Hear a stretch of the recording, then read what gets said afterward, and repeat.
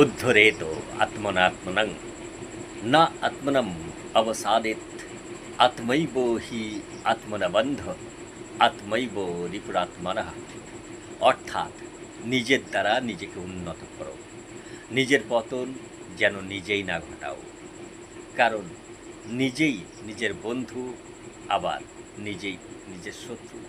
এই শ্লোকে ভগবান শ্রীকৃষ্ণ আমাদের শেখাচ্ছেন যে নিজের উন্নতির দায়িত্ব নিজেকেই নিতে হবে।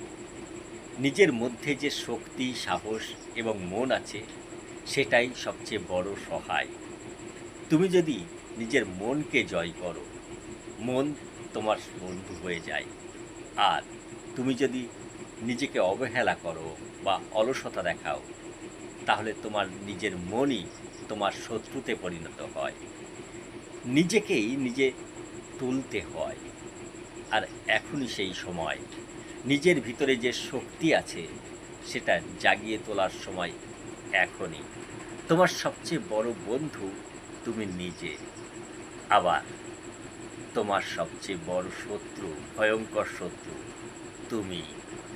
যদি তুমি হাল ছেড়ে দাও, তবে তুমিই তোমার সবচেয়ে বড় শত্রুতে পরিণত হবে।